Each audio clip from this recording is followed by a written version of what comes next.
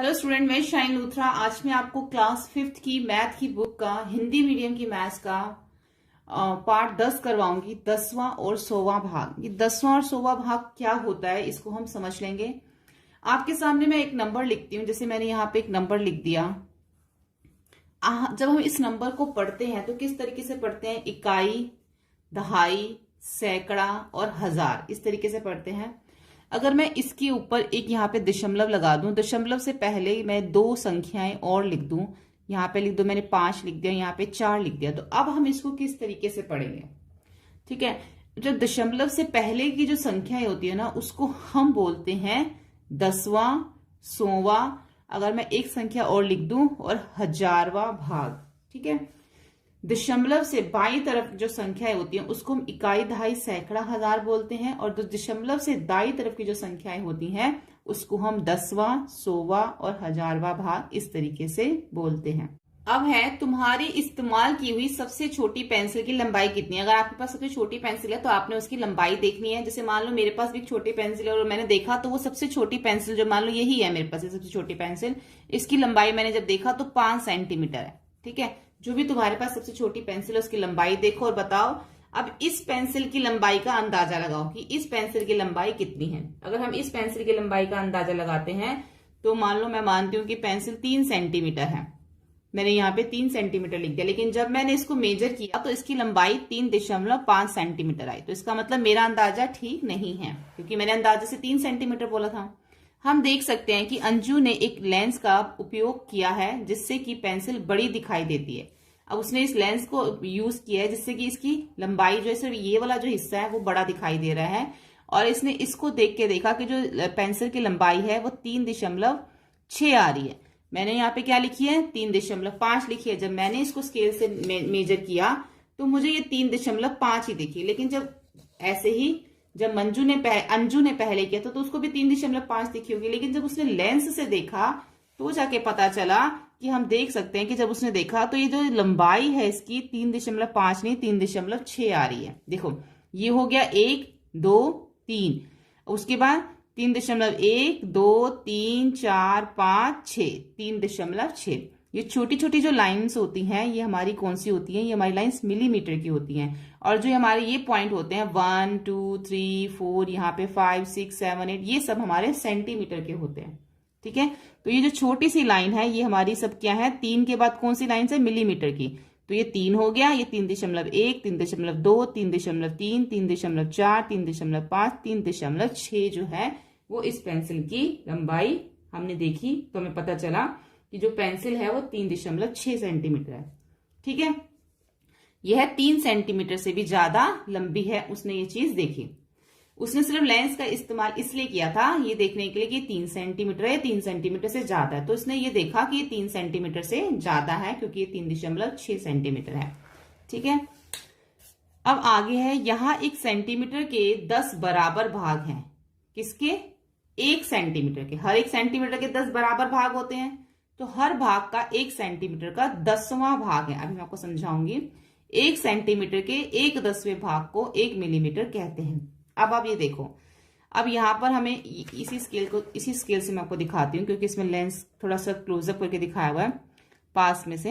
अब उन्होंने बोला है कि 1 सेंटीमीटर के 10 बराबर भाग होते हैं। अगर हम 1 सेंटीमीटर 3 से 4 तक ले लेते हैं, 3 से 4 तक 1 ही सेंटीमीटर होगा। अब जब 3 से 4 तक ये 10 बराबर भागों में बटा हुआ, कैसे? छोटी छोटी लाइनों को आपने काउंट करना है। 1, 2, 3, 4, 5, 6, 7, 8, 9। जैसे ही 10 आया नंबर चेंज हो गया, 3 से 4 बन गया, 3 से 4 बन गया। ठीक है, तो बीच में कितनी लाइंस हैं? 9 लाइनें थी। तो 10वीं लाइन पे आते ही उसका सेंटीमीटर जो है 3 से 4 हो गया। ऐसे ही आगे जब 10 लाइनें हो जाएंगी तो 4 से 5, फिर आगे 10 लाइनें हो जाएंगी मिलीमीटर की तो 5 से 6। तो इसका कहने का मतलब ये है कि जो भी हमारा जो सेंटीमीटर होता है उसके बीच में जो है वो जो है 1 सेंटीमीटर 10 भागों में बटा होता है। ठीक है, यही बात इन्होंने हमें यहां बोली है। तो हर भाग का 1 सेंटीमीटर 10वां भाग है। तो इसका मतलब ये जितने भी छोटे छोटे लाइंस हैं ये सब क्या है? 1 सेंटीमीटर का 10वां भाग है।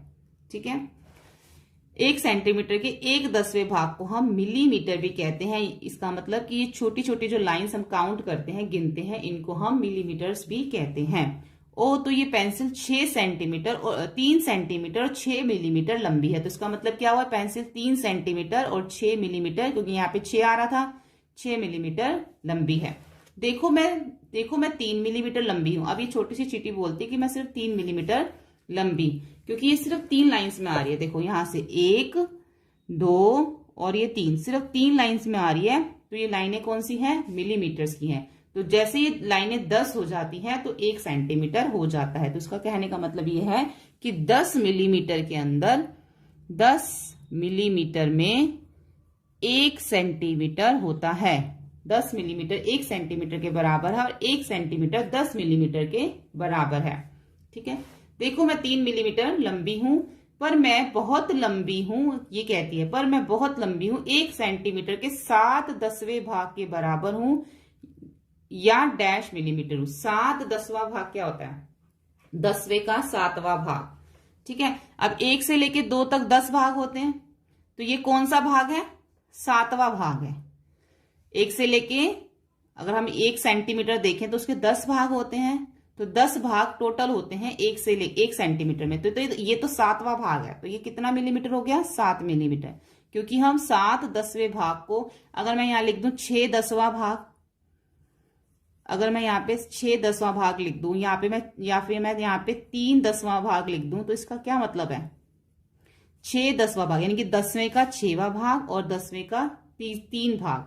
तो यानी कि यहाँ पे ये 6 मिलीमीटर हो गया, ये 3 मिलीमीटर हो गया। यहाँ पे 10वें का 7वां भाग है तो 7 मिलीमीटर हो गया। ठीक है, क्योंकि ये सब क्या है, बीच में मिलीमीटर्स दे रखे हैं, और इसको हम भाग भी बोलते हैं कि 1 से लेके 1 सेंटीमीटर के अंदर कितने भाग होते हैं, 10 भाग होते हैं। 10 बराबर भागों में बटा होता है ना 1 सेंटीमीटर। देखो उन्होंने यहाँ पे पहले से बता दिया था कि 1 सेंटीमीटर 10 बराबर भाग हैं। ठीक है, 10 बराबर भाग है। 10 बराबर भाग का मतलब 1 सेंटीमीटर में 10 मिलीमीटर होते हैं। तो ये तो 7वां भाग है, तो 7वें भाग का मतलब हो गया 7 मिलीमीटर। ऐसे ही हम 1 सेंटीमीटर के 1/10वें भाग को 0.1 सेंटीमीटर भी कहते हैं। अब जैसे यहाँ पे 10वें का 7वां भाग था, तो इसको हम 0.7 सेंटीमीटर भी इस तरीके से लिख सकते हैं। अब ये 10वें का 1 भाग है, तो ये 0.1 सेंटीमीटर लिख दिया। देखो हम इसको कितने तरीके से लिख सकते हैं, हम इसको 7 मिलीमीटर लिखेंगे तो भी हमारा वही बात रहेगी। 0.7 यहां पे देखो 7 मिलीमीटर लिखा है, क्योंकि 1 सेंटीमीटर में 10 मिलीमीटर होते हैं, और 10वें का जो 7वां भाग होता है उसका मतलब 7 मिलीमीटर भी होता है और 0.7 सेंटीमीटर भी होता है। अगर आप मिलीमीटर में लिखोगे तो सिर्फ 7 लिखोगे मिलीमीटर, अगर आप सेंटीमीटर में लिखोगे इसी को तो आपको 0.7 सेंटीमीटर लिखना पड़ेगा। ठीक है, ऐसे ही यहाँ पे 10वें का 1 भाग है, तो इसको हम 0.1 सेंटीमीटर भी लिख सकते हैं, और इसको हम 1 मिलीमीटर भी लिख सकते हैं, वही बात है। और 10वें का 1 भाग भी लिख सकते हैं। 3 तरीके से हो गया ना, एक तरीका ये हो गया, दूसरा ये और तीसरा ये, और तीनों में जो है वो एक ही बात हो रही है। जैसे कि 10वें का 7वां भाग 7 मिलीमीटर और 0.7 सेंटीमीटर, तीनों जो है वो एक ही है। हम इसे 0.1 सेंटीमीटर पढ़ते हैं। ठीक है, तो 1 मिलीमीटर में 0.1 सेंटीमीटर के बराबर है। वही बात होगी ना कि 1 मिलीमीटर है वो 0.1 सेंटीमीटर के बराबर है, यानी कि ये दोनों क्या है, एक ही हैं, एक बराबर हैं। तो यही बात मैंने आपको बोली थी ना, 10वें का 1 भाग 0.1 या 1 मिलीमीटर, तीनों जो क्या है वो एक समान है, एक ही बात हो रही है यहाँ पर। ठीक है, अब आप इसको तीनों को किसी भी तरीके से लिख सकते हो। अगर आपको मिलीमीटर में लिखने के लिए कहा जाएगा तो 10वें के 7वें भाग को मिलीमीटर में लिखोगे। अगर आपको 10वें के 7वें भाग को सेंटीमीटर में लिखने के लिए कहा जा रहा है तो फिर आप उसको इस तरीके से लिखोगे। ठीक है, अब आगे देखो, इस पेंसिल की जो लंबाई है वो कितनी है, डैश मिलीमीटर, इसकी लंबाई सेंटीमीटर में कितनी है। अगर हम अब इसको देखें यहां से, यहां पे ये 1 आ जाता है। ठीक है, अब आगे यहाँ पे हमने देखना है कितनी है ये, यहां से देखेंगे 1 2 3 4 5, यहाँ पे हम यहां से काउंट करते हैं ना, यहां से शुरू करने के लिए बोला इन्होंने, यहां से लेकर यहां तक, तो कितनी आ जाती है यहां से, इसको जब हम गिनेंगे तो 1 2 3 4 5 6, तो ये 6 मिलीमीटर जो है वो आ रही है। ठीक है, क्योंकि छोटी छोटी लाइंस के ऊपर है ये, तो ये 6 मिलीमीटर आ रही है। अभी इसको ही हमने सेंटीमीटर में लिखना है, तो कैसे लिखेंगे? 0.6 सेंटीमीटर। इन्होंने आप पूछा ना इस पेंसिल की लंबाई कितनी है मिलीमीटर्स में और इसकी लंबाई सेंटीमीटर में कितनी है, तो मिलीमीटर में तो ये 6 है और सेंटीमीटर में 0.6 सेंटीमीटर है। ठीक है, अब यहाँ पे आ जाता है मेंढक। क्या तुमने मेंढक देखे हैं? कहाँ? तुमने कितने तरह के मेंढक देखे हैं? क्या सभी मेंढकों की लंबाई एक जैसी होती है? यहाँ दो मजेदार उदाहरण हैं। पहला मेंढक है गोल्ड मेंढक और दूसरा मेंढक है बुल मेंढक। इस तरह का मेंढक दुनिया में सबसे छोटे मेंढकों में से एक है। इसकी लंबाई केवल 0.9 सेंटीमीटर है। जो गोल्ड मेंढक है वो सबसे छोटा होता है और इसकी लंबाई सिर्फ 0.9 सेंटीमीटर होती है, और यह सबसे बड़े मेंढकों में से इसकी लंबाई 30.5 सेंटीमीटर होती है। ठीक है, तो अंदाजा लगाओ कि ऐसे कितने मेंढक तुम्हारी छोटी उंगली पर बैठ सकते हैं। कौन से? छोटे वाले। अंदाजा लगाने के लिए यहाँ पे हमें बोला गया है। ठीक है, अब यहां पर जो आगे दे रखा है 0.9 सेंटीमीटर का क्या मतलब है? मिलीमीटर में किसके बराबर है? हम यह भी कह सकते हैं कि यह 1 सेंटीमीटर का 9 का 10वां भाग, 10वां भाग जो है वो है। सही है ना? तो इसको हम कैसे बताएंगे? तो जो 0.9 सेंटीमीटर है, अगर हम इसको मिलीमीटर में लिखेंगे तो क्या बन जाएगा? ये 9 मिलीमीटर। ठीक है, अब हम यह भी कह सकते हैं कि यह क्या है? 9वां भाग है। किसका? 10वें का 9वां भाग है। तो ये सही है? हाँ, ये सही है।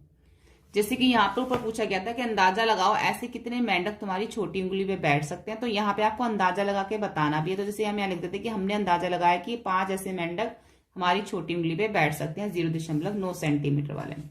अब आगे बताना है, तो 30.5 सेंटीमीटर डैश सेंटीमीटर और डैश मिलीमीटर है। तो 30 हमारा सेंटीमीटर में आ जाता है और 5 हमारा मिलीमीटर में आ जाएगा, तो 30.5 बन जाता है ये सेंटीमीटर। अगर हमने इसको अलग अलग लिखना है तो 30 हमारा सेंटीमीटर है, 5 हमारा मिलीमीटर है। अब यहाँ पे बताना है कि ऐसे कितने 30.5 वाले ऐसे कितने बड़े मेंढक 1 मीटर के स्केल के बराबर होंगे। तो 1 मीटर स्केल का मतलब है 100 सेंटीमीटर। तो 100 सेंटीमीटर वाले स्केल के बराबर होंगे। कितने मेंढक जो हैं वो 100 सेंटीमीटर के स्केल के ऊपर आ सकते हैं? तो हम क्या करेंगे? 100 बटा में 30.5। ठीक है, हम इसको भाग करके देख लेंगे। तो यहां से दशमलव हट जाएगा और 1 है दशमलव से पहले एक संख्या, तो ऊपर 1 0 आ जाएगी।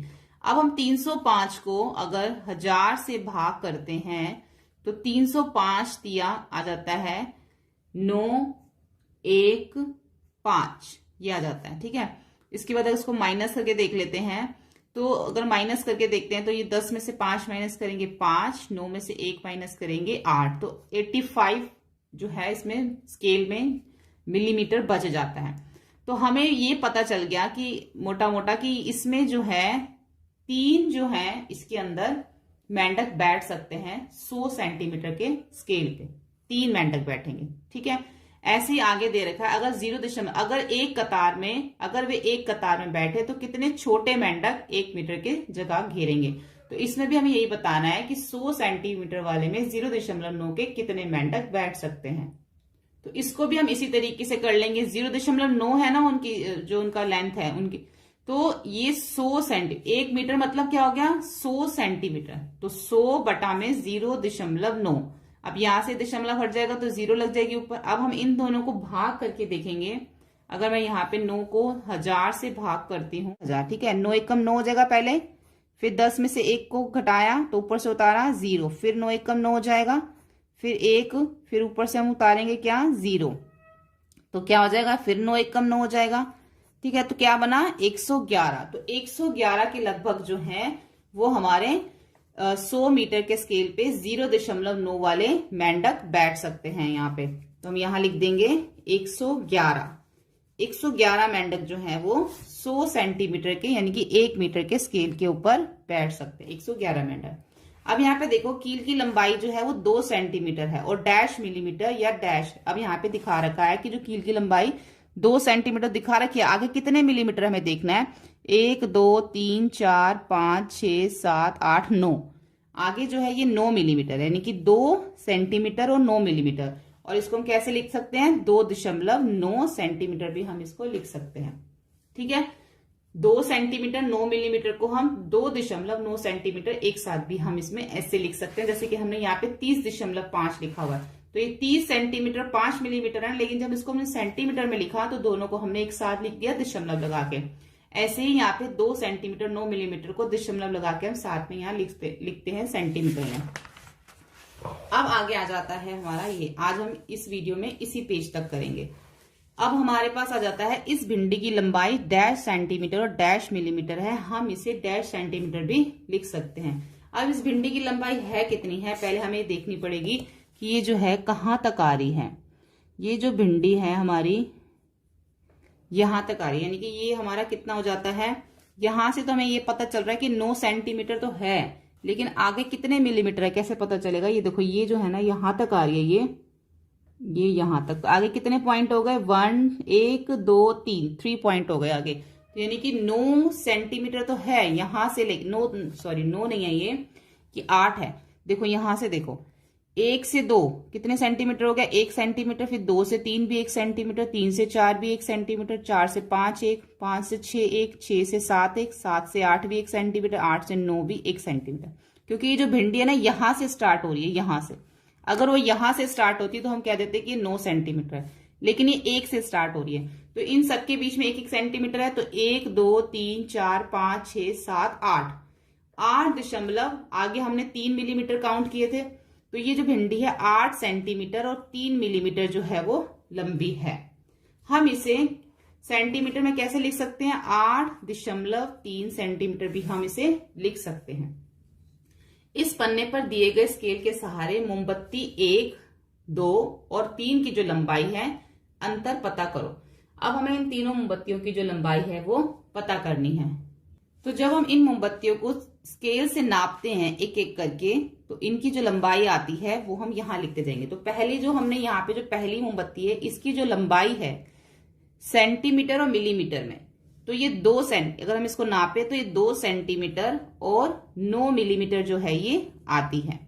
ठीक है, अगर हमने इसको सेंटीमीटर में लिखना है तो 2.9 सेंटीमीटर लिखेंगे।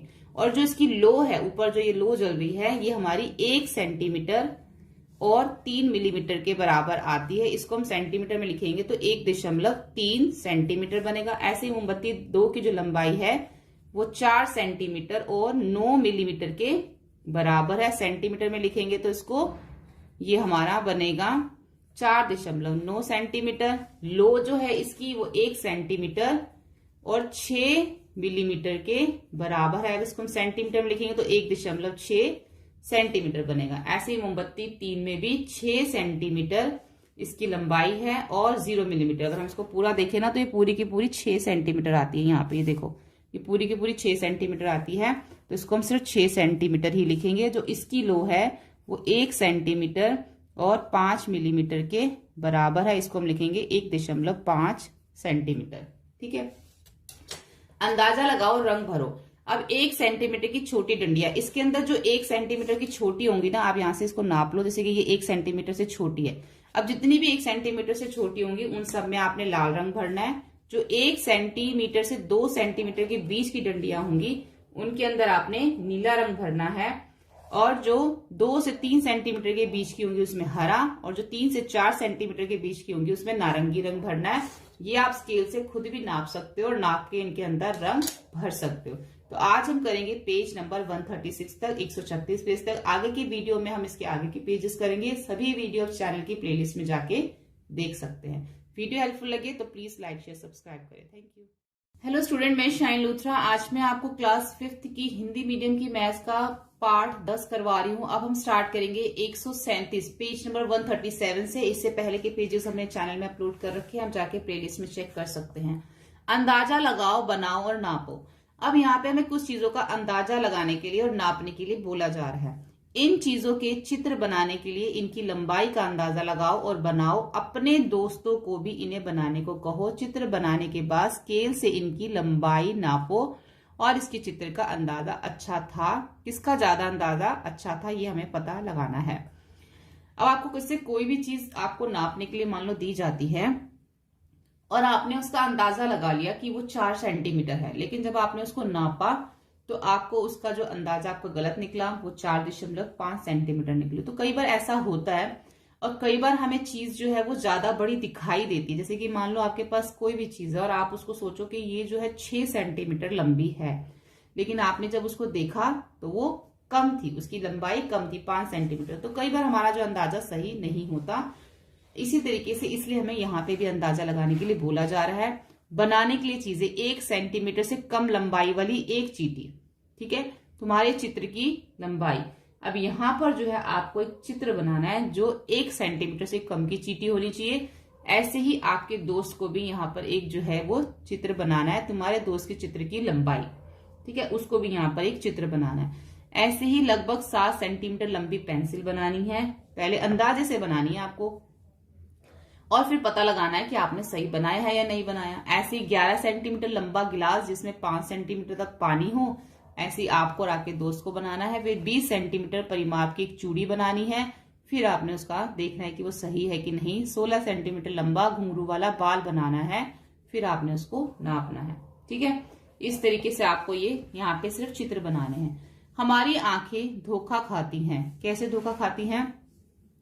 कौन सी रेखा ज्यादा लंबी है, कौन सी रेखा हमें बतानी है इसमें ज्यादा जो है वो लंबी है, ए या बी। हर रेखा को नापो और सेंटीमीटर में उसकी लंबाई लिखो, तुम्हारा अंदाजा कितना अच्छा है। अब आपको ये देख के पता चल रहा होगा कि आपको लग रहा होगा कि जो 20 वाली जो रेखा है वो ज्यादा लंबी है ए से, जैसे कि देखने से लग भी रहा है। लेकिन जब हमने इनको नापा तो हमें पता चला कि ये दोनों जो है वो एक समान है। तो इसका मतलब ये कि हमारी आंखों को कई बार क्या हो जाता है, वो धोखा हो जाता है। देखो ये भी 4.5 सेंटीमीटर है और ये भी जो है वो 4.5 सेंटीमीटर आ रहा है। देखो इसका जो एरो, इसका जो तीर है वो अंदर की तरफ है, इसका बाहर की तरफ है, जिसकी वजह से ये जो बड़ी हमें लग रही है। लेकिन जो ये है रेखा वो यहां से लेके यहाँ तक ये भी 4.5 है और ये भी 4.5 है। तो कई बार हमको कोई चीज हम अंदाजा जो हमारा गलत हो जाता है, देखने में हमें वो बड़ी छोटी लगती है, लेकिन जब हम देखते हैं तो वो बराबर होती है। तो कौन सी रेखा ज्यादा लंबी है, सी या डी? इसमें बताना था कौन सी रेखा ज्यादा लंबी है, तो इसमें ना ही सी लंबी है और ना ही जो है वो बी लंबी है, ठीक है। तो नापने से हमें पता चला ए और बी जो दोनों रेखाएं हैं वो दोनों क्या है, बराबर है, एक समान है। तो हमें ये नापने से पता चला। ऐसे यहां पर भी हमें देखना है कि कौन सी रेखा ज्यादा लंबी है, सी या डी। हर रेखा को नापो और तुम्हारा अंदाजा कितना अच्छा है। तो यहाँ पे हमने सी को देखा और डी को देखा, तो हमने जब इसको नापा तो जो सी रेखा है वो भी हमारी 3.2 निकली और डी भी हमारी 3.2 निकली। यहाँ पे हमें सी लंबी लग रही है, लेकिन सी और डी यहाँ पर दोनों की दोनों बराबर निकली। तो हमारा अंदाजा यहाँ पर भी गलत हो गया, हमें लग रहा था सी जो रेखा है वो लंबी है। तो तुम्हारा अंदाजा कितना अच्छा है, हमारा अंदाजा गलत है। कौन सी रेखा ज्यादा लंबी है, सी या डी? हर रेखा को नापो, सी और डी रेखा दोनों जो है वो एक समान है, बराबर है। यहाँ पे मैं आपको एक चीज और बताना चाहूंगी। ऊपर जो मैंने आपको यहाँ पे बोला था कि आपको चित्र बनाने हैं, आपको चित्र बनाने के बाद उनकी लंबाई भी देखनी है। और लंबाई जो आपने जब उसकी, मान लो आपने यहाँ पे चीटी बना ली, ठीक है, आपको चीटी बनाने के लिए बोला जा रहा है ना 1 सेंटीमीटर से कम की लंबाई की। तो आपने वो चीटी बना ली, आपने भी और आपके दोस्त ने भी। जब आपने उसकी लंबाई नापी तो आपकी लंबाई आई, मान लो आपकी लंबाई आई 0.7 सेंटीमीटर और आपके दोस्त की जो चीटी की लंबाई आई वो 1.5 सेंटीमीटर आई। तो आपको वो लंबाइयां भी जो है वो यहाँ पर लिखनी है। जैसे कि मान लो आपने पेंसिल बनाई अंदाजे से 7 सेंटीमीटर की, लेकिन जब आपने उसको नापा तो 6.5 सेंटीमीटर निकली। जब आपके दोस्त ने नापा तो 7.1 सेंटीमीटर निकली। तो इस तरीके से आपने सबकी यहाँ पे बनाने के बाद फिर आपने उसकी लंबाइयां यहाँ पर लिखनी है, ठीक है। अब आगे देखो किसकी पूंछ सबसे लंबी है। तो हमने जब इसको यहाँ पे देखा, इन जानवरों को देखो और अंदाजा लगाओ कि किसकी पूंछ जो है वो सबसे लंबी है। अब पूंछों को नापो, तुम्हारा अंदाजा कितना अच्छा है। तो हमने जब इसको देखा तो हमें लगा कि हमने जब पूंछ की लंबाई देखी तो यहाँ पर जो ये सबसे पहले यहाँ पर हमें दे रखा है, एक छिपकली दे रखी है हमें यहाँ पर। तो छिपकली की लंबाई जो है, अंदाजा देखो आप कुछ भी लगा सकते हो। जैसे आपको, मुझे लग रहा है कि छिपकली 1.5 सेंटीमीटर है, लेकिन जब मैंने इसको नापा तो ये 1.7 सेंटीमीटर निकली, ठीक है। ऐसे ही यहाँ पर हमें दे रखा चूहा, चूहे की जो ये हमने ये नापी तो ये 1.3 सेंटीमीटर है, ठीक है। यहाँ पर जो हमें यहाँ बिल्ली दे रखी है इसकी पूंछ 1.2 सेंटीमीटर है, और यहाँ पे जो छोटा सा पिल्ला दिखा रखा, पप्पी दिखा रखा है, इसकी पूंछ जो है वो 0.8 सेंटीमीटर है। और बंदर की पूंछ जो है वो सबसे लंबी यहाँ पे दिख रही है 2.1 सेंटीमीटर, और यहाँ पे सुअर की पूंछ दिख रही है 1.0 सेंटीमीटर यानी कि 1 सेंटीमीटर। तो ये सब जो है हमने इसको नापा। इन जानवरों को देखो, पहले तो आप अंदाजा लगा सकते हो, फिर आप इनकी पूंछ कितनी लंबी है नाप भी सकते हो, तो आप बता सकते हो कि आपका अंदाजा कितना सही है। तो आप एक बार में ही इसको नाप के ही लिख लो और लिख दो कि हमारा अंदाजा सही है। ठीक है, मेजर करके ही लिख दो। अब सबसे लंबा नोट, 100 रुपए के नोट की लंबाई कितनी होगी, अंदाजा लगाओ। अब स्केल से इसे नापो। 100 रुपए की नोट की लंबाई कितनी होगी ये हमें अंदाजा लगाना है, फिर उसको नापना है। अगर मैं अंदाजा लगाती हूँ कि 100 रुपए की नोट की लंबाई जो है वो 10 सेंटीमीटर है या 12 सेंटीमीटर है, तो जब मैंने इसको नापा तो उसकी जो लंबाई है कितनी निकली, 16 सेंटीमीटर। मान लो मैंने अंदाजा लगाया था कि इसकी लंबाई 15 सेंटीमीटर है, लेकिन जब मैंने इसको नापा तो इसकी लंबाई जो है वो 16 सेंटीमीटर निकली। तो अंदाजा लगाओ, अब स्केल से इसे नापो। ठीक है, पहले अंदाजा लगा लिया, फिर इसको स्केल से नाप लिया। अब और वस्तुओं की लंबाई और चौड़ाई का अंदाजा लगाओ, फिर इन्हें नापो। 100 रुपए का नोट का पहले अंदाजा लगाओ, फिर उसको नापो। ये आपका यहाँ पे अंदाजा आ जाएगा, और यहाँ पे जो आपने इसको नापा है वो आ जाएगा। ठीक है, अब जो हमने इसको पहले अंदाजा लगाते हैं कि 100 के नोट की लंबाई कितनी होगी, तो इसकी लंबाई 16 हो गई, और चौड़ाई हमने इसकी लिख दी 7। और जब हमने इसको नापा 100 रुपए की नोट की लंबाई, अच्छा यहाँ पे था 100 रुपए की नोट की लंबाई कितनी होगी, अंदाजा लगाओ। अंदाजा लगाया तो हमको लगा ये 16 सेंटीमीटर है, और लेकिन जब हमने इसको नापा तो हमें पता चला ये जो है वो 15.7 सेंटीमीटर जो है वो इसकी लंबाई है नापने पर। ठीक है, नापने पर जो हमें पता चला इसकी लंबाई 15.7 है। तो ऐसे ही यहाँ पे हमने 100 रुपए के नोट का अंदाजा लगाया कि 16 जो है सेंटीमीटर लंबा है और 7 सेंटीमीटर चौड़ा, लेकिन जब हमने इसको नापा तो इसकी लंबाई 15.7 आ गई और चौड़ाई 7.3 आ गई। ऐसे ही 10 रुपए के नोट पे यहाँ पे हमने इसका अंदाजा लगा लिया लंबाई और चौड़ाई का, जब नापा तो ये जो है इसकी लंबाई चौड़ाई आ गई। ठीक है, अब हमने जो है इसका अंदाजा लगाने के बाद इसके बीच का अंतर भी पता करना है। जैसे कि मैंने यहाँ पर अंदाजा ये लगाया लंबाई और चौड़ाई का, लेकिन जब नापा तो इसकी लंबाई और चौड़ाई क्या आई, ये आ गई। अब इन दोनों के बीच में अंतर, यानी कि हमें इसको माइनस करके भी दिखाना है। लंबाई 16 है और यहाँ पे 15.7 है, तो 16 में से 15.7 को अगर हम माइनस करते हैं 15.7 को, तो 10 में से 7 जाएंगे 3, तो कितना आ जाएगा यहाँ पे 0। तो 0.3 का जो है इसमें लंबाई का अंतर आ गया। ठीक है, 0.3 लंबाई ज्यादा हो गई। और जब हमने चौड़ाई का अंतर लगाया तो यहाँ पे 7 था, तो यहाँ पे 7.3 था, तो यहाँ पे ये लंबाई हो गई, ये चौड़ाई, तो चौड़ाई में भी 0.3 का अंतर आ गया। ठीक है, दोनों में 0.3 का जो है वो अंतर आ गया। ऐसे ही जब हमने 10 रुपए के नोट का देखा तो हमें लंबाई 13 लग रही थी, चौड़ाई 6, और जब हमने नापा तो 13.5 और चौड़ाई 6.2 आ गई।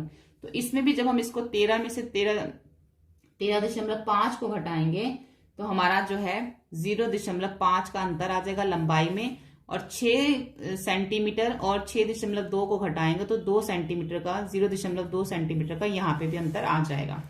ऐसे ही आपने आगे आगे और लिखना है। जैसे कि मान लो हमने अंदाजा लगाया 15 सेंटीमीटर और चौड़ाई है 6.5 सेंटीमीटर, लेकिन जब हमने नापा तो 14.7 और 6.3 निकली।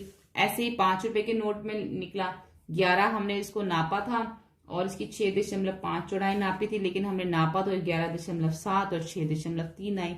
पोस्ट कार्ड का जब हमने देखा हमें लगा 14 इसकी लंबाई होगी और 9 इसकी चौड़ाई, लेकिन जब नापा तो 14.5 इसकी लंबाई और 9.5 इसकी चौड़ाई आ गई। ऐसी जो हमारी ये बुक है जिसको हम सॉल्व कर रहे हैं, तो उसको हमें लगा 28 इसकी लंबाई होगी और 22 इसकी चौड़ाई होगी, लेकिन नापा तो 28.5 सेंटीमीटर की लंबाई निकली और 21.5 सेंटीमीटर की चौड़ाई। अब आपने सबको माइनस करके इसको अंतर यहाँ पे लिखना है। जैसे 15 में से 14.7 को अगर हम माइनस कर देंगे तो 15 में से हम 14.7 को माइनस करेंगे तो हमारा सिर्फ 3 आएगा यहाँ पर, 0.3। ठीक है, ये इसकी लंबाई का अंतर हो गया, और यहाँ पे अगर उसको माइनस करेंगे तो 0.2 आएगा। ऐसे आपने यहाँ पे इसके अंतर भी सामने लिखने हैं। अब यहाँ पे हम ये देख लेते हैं, बाजार में देखो ये सब चीजों के यहाँ पे रेट दे रखे हैं कि अंडा जो 2.5 रुपए का है, पर्स इतने का है, पेन इतने का है, सबके रेट यहाँ पर दे रखे हैं। अब इसी को देख के जो हमने आगे सॉल्व करना है। अब यहां पर है, इस अनोखी कीमत को देखो 32.99 रुपए, पर जब हम उन्हें 33 रुपए देते हैं तो वे हमें 1 पैसा वापस नहीं देते। ऐसे ही होता है कि जब हम कुछ लेने जाते हैं तो वहां पे लिखा होता है 32.99 रुपए, तो हमने उनको 33 रुपए दिए, तो क्या हमें 1 पैसा वापस करते हैं? नहीं, ये 1 पैसा कम दिखाकर हमें उल्लू बनाते हैं। हम 1 पैसा, हाँ 1 पैसे का 1 रुपए का कौन सा भाग है ये हमें बताना है इसके अंदर। 1 पैसा 1 रुपए का 100वां भाग है ना। इसे लिखा जाता है 0.01 रुपए, इसलिए हम इसे 99 पैसे और 0.99 रुपए भी लिखते हैं। देखो अब इसको किस किस तरीके से लिखा जाता है। जो 1 पैसा होता है ना, पहले तो आप देख लो कि एक जो रुपया होता है, 1 रुपया, उसके अंदर 100 पैसे होते हैं, यानी कि 100 पैसे मिलके 1 रुपया बनता है। ठीक है, अब जो ये 1 पैसे की बात अगर हम करें, यहां पे ये 100 पैसे की बात हो रही है। अब अगर हम 1 पैसे की बात करें तो ये कितनवा हिस्सा होगा 1 रुपए का? 1 रुपए का मतलब 100 पैसे, तो कितनवा हिस्सा है? तो ये 100 का कौन सा हिस्सा है? ये 1 हिस्सा है ये। ठीक है, हम इसको लिखेंगे 1/100वां भाग, तो ये 1 भाग है, 100 का 1 भाग है ये। तो हम इसको 1 पैसे को कैसे लिख सकते हैं? 1 का जो है वो ये 100वां भाग है, किसका? 1 रुपए का।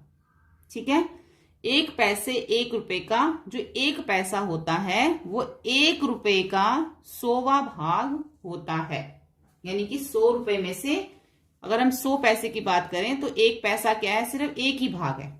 ठीक है, अगर हम मान लो यहां पर 1 पैसे के 100 सिक्के पड़े हुए हैं, 1 पैसे के, तो जो 1 पैसा है वो कौन सा भाग है? 100 का 1 ही भाग है ना वो। अगर मान लो यहाँ पे 100 सिक्के पड़े हैं 1 पैसे के, तो 1 पैसा क्या होगा? 1 ही भाग होगा, तो 100 का वो 1 ही भाग है 1 पैसा। एक तो ये तरीका हो गया, और इसे लिखने के लिए हम 0.01 रुपए में लिख सकते हैं। अगर हमने 1 पैसे को रुपए में लिखना है तो फिर हम इसको 0.01 रुपए में ऐसे लिख सकते हैं। इसलिए हम इसे 99 पैसे भी कहेंगे। जब 100 में से 1 को घटा दोगे तो 99 ही बचेंगे ना, तो हम इसको 99 पैसे भी कहते हैं। अगर हमें 99 पैसे को अगर हमें रुपए में लिखना है तो 0.99 रुपए लिखेंगे। अगर हमने 1 पैसे को रुपए में लिखना है तो 0.01 रुपया। अगर हमने 99 पैसे को रुपए में लिखना है तो 0.99 रुपया। ठीक है, ये चीज। अब माचिस की डिब्बी कितने पैसे की आती है? यहाँ पे जो माचिस की डिब्बी है ना, उसका रेट हमें यहाँ पर दे रखा है कि माचिस की डिब्बी जो है वो 0.50 यानी कि 50 पैसे, और लेकिन इसको रुपये में लिखा हुआ है तो इसको हमने यहाँ पे लिखा हुआ 0.50 रुपया। अगर सिर्फ पैसे में लिखोगे तो सिर्फ 50 पैसे आएंगे, रुपये में लिखोगे तो 0.50 रुपया। माचिस की कितनी डिब्बियां 2.50 रुपए में ली जा सकती हैं? माचिस की कितनी डिब्बियां 2.50 में ली जा सकती हैं? एक डिब्बी जब 50 पैसे की है यानी कि 0.250 की है, तो ये डिब्बियां हम कितने की ले सकते हैं? तो हम इसको भाग करके देख सकते हैं। देखो, एक डिब्बी है 50 पैसे की और हमने लेनी है 2.50 में, तो ये नीचे हम लिख देंगे या फिर 0.50 ही लिख दो। ठीक है, अब जो है यहां से ये दशमलव यहां से हट जाएगा, तो नीचे ये दशमलव से पहले कितने हैं? तो 2 0 यहां आ जाएंगे, और ये दशमलव यहां से हट जाएगा, तो इससे पहले कितने थे? सिर्फ 2 संख्याएं थी, तो ये 2 0 ऊपर आ जाएंगे। अब ये 3 0 से 3 0 हमारी कट जाएंगे। अब क्या बचा? 25 बटा में 5 बचा, तो 5 एकम 5, 5 बजे 25, तो 5 डिब्बियां जो है हम ले सकते हैं 2.50 में। एक साबुन की टिक्की कितना दाम है? यहाँ पे जो साबुन की टिक्किया का दाम दे रखा है वो 8.75 यहाँ पे दे रखा है। अगर हम इसको रुपए में लिखें तो 8.75 रुपए जो है एक साबुन की टिक्किया का दाम दे रखा है। अरुण एक साबुन खरीदना चाहता है, उसके पास 5 रुपए का सिक्का है। एक क्या है? एक 5 रुपए का सिक्का है, 2 1 रुपए के सिक्के। अब 2 जो है उसके पास 1 रुपए के सिक्के हैं, और जो 4 है उसके पास 50 पैसे के सिक्के हैं। उसे कितने पैसे वापस मिलेंगे? रुपए में लिखो। अब जो कंगना है वो उसको 60 रुपए उसको देती है। वो क्या कहती है? 60 रुपए लो, इसमें जो है 1 और आधा दर्जन अंडे खरीदो और बचे हुए पैसों से तुम कलम खरीद सकते हो। तो पहले हमें यहाँ पे अरुणा का बताना है कि अरुणा ने जो है एक साबुन खरीदना चाहता, अरुण जो है वो एक साबुन खरीदना चाहता है। साबुन की कीमत हमें पता है, लेकिन उसके पास पैसे कितने हैं पहले हमें ये पता करना है। तो एक जो है उसके पास 5 रुपए का कॉइन है, सिक्का है, और जो 2 है उसके पास 2 रुपए के सिक्के हैं, और जो 4 50 पैसे के सिक्के हैं। 4 50 पैसे के सिक्के का मतलब होता है 50 जमा 50, 50 जमा 50, ये 4 हो गए 50 पैसे के सिक्के। तो इसका मतलब कितना हो गया 100, ये 100 हो गया, ये 100, 100 100 200, यानी कि उसके पास 200 पैसे हैं। 200 पैसे का मतलब क्या हो गया 2 रुपए, क्योंकि 200 पैसे का मतलब हो गया 2 रुपए, क्योंकि 100 पैसे किसके बराबर हैं, 100 पैसे 1 रुपए के बराबर हैं। तो 200 पैसे 2 रुपए के बराबर होंगे। तो 50 50 के जो 4 उसके पास सिक्के हैं उसका मतलब उसके पास 2 रुपए। तो कुल मिलाकर उसके पास कितने पैसे हो गए 5 6 7 8 9 और यहाँ पर 10 11 नहीं 11 नहीं, यहाँ पर हम एक बार दोबारा देख लेते हैं। उसके पास 5 का 1 रुपए का सिक्का है, 2 नहीं, यहाँ पे जो 2 सिक्के हैं ना वो उसके पास 1 रुपए के हैं, 2 रुपए के नहीं है। 2 सिक्के उसके पास 1 रुपए के हैं, 2 सिक्के उसके पास 1 रुपए के हैं, और यहाँ पे जो 50 पैसे के 4 सिक्के थे उसका मतलब हो गया 2 रुपए। तो कुल मिलाकर कितने हो गए 5 6 7 8 9, तो कुल मिलाकर उसके पास 9 रुपए।